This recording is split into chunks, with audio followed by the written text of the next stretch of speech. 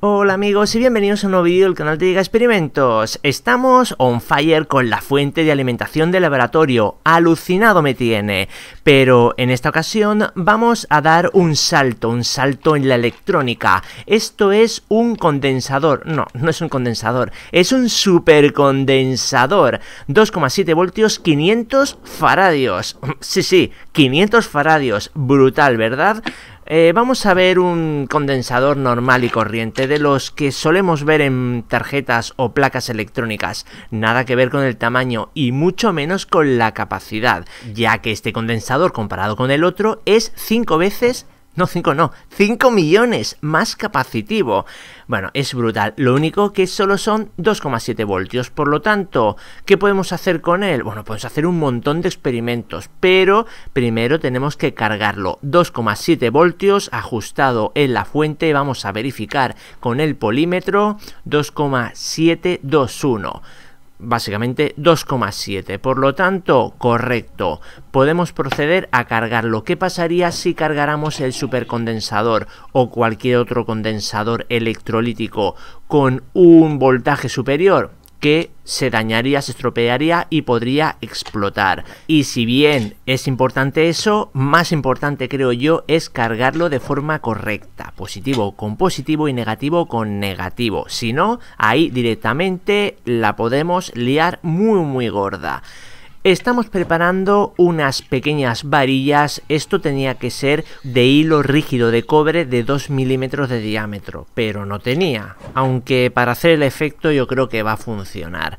La cosa es que tenemos que soldar estas varillas a los bornes o los pines del condensador. Son bastante gruesos, así que teniendo un soldador de unos 30 vatios es suficiente, aunque si fuera de 60 iría algo mejor porque conseguiríamos más temperatura y la soldadura sería apropiada. De todos modos, esto es simplemente un ejemplo. Luego veremos qué podemos hacer con esto, porque claro, estoy poniendo aquí las varillas, pero no sabéis para qué es. Pues no os voy a hacer sufrir más. Es para hacer una soldadura por puntos para soldar las baterías 18650 con las láminas de níquel.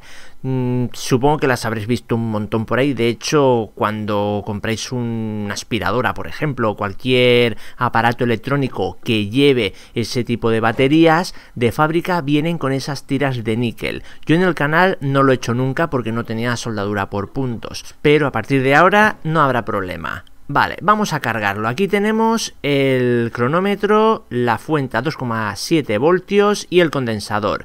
Parte de 0, por lo tanto está descargado e irá subiendo el voltaje y bajando la intensidad porque ahora está consumiendo un montón.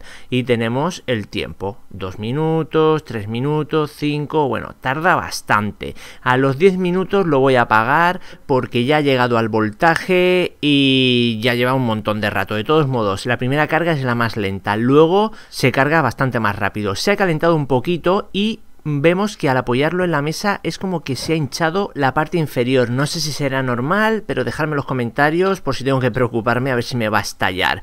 Primera prueba, vamos a ver qué tal en corto si calienta esta lámina o esta tapadera de conserva. Bueno, ya veis, ha quemado hasta la madera que había debajo. Temperatura altísima, evidentemente al rojo vivo hemos conseguido poner el metal. Y segunda descarga, aquí ya básicamente estamos descargando el condensador. Pero bueno, ha conseguido también hacer un buen calentamiento. ¿Cómo es la soldadura por puntos en las baterías que os comentaba? Pues así, lámina de níquel y ponemos, como hemos hecho en la lámina de conserva, punto de soldadura y queda unido, queda soldado. Y esto es mucho mejor que el cable con estaño y todo. Así que muy profesional. Ahora vamos a usar este supercondensador como batería, como si fuera una pila normal y corriente para mover un motor eléctrico. Este motor eléctrico es de 25 voltios y lo estamos alimentando a 2,7. Así que bueno, vamos a ver cuánto tiempo dura. Cronómetro como veis, y para demostrar que no es ningún fake doy la vuelta a todo el conjunto para demostrar eso, que está siendo el motor alimentado única y exclusivamente con el supercondensador. Van subiendo los minutos hasta que llegamos a 10 y vamos, esto sigue en marcha pero sin problema. ¿Cuántos minutos más conseguiría funcionar? No tengo ni idea, pero con una sola carga yo creo que se está portando muy bien. ¿Y qué podría hacer con un diodo LED? Bueno, pues si 10 minutos como mínimo ha conseguido mover el motor este de 25 voltios, pues un diodo LED que casi no tiene consumo, bueno, esto yo sin mojarme, más de un día casi seguro podría estar iluminando. Así que bueno, ahí tenemos una batería recargable y súper duradera. Y por último vamos a darle alegría al vídeo. Esta es mi pólvora negra casera, que es de bajísima calidad porque bueno, la he hecho yo, pero ¿conseguiremos encenderla con el supercondensador? Claro que sí que lo hemos conseguido, no podía ser de otra forma, ¿verdad? Recordad, en la descripción os dejo enlace a la fuente que hemos usado durante todos estos vídeos y también a este supercondensador, ya que creo que es un componente electrónico que a mucha gente le puede interesar. Y si no habéis visto el anterior vídeo, aquí tenéis unas imágenes de cómo hacer un generador de hidrógeno casero. De todos modos, los enlaces a los vídeos también los podéis ver en pantalla, clicar el que más os guste y a disfrutar. Hasta luego, compañeros, chao chao.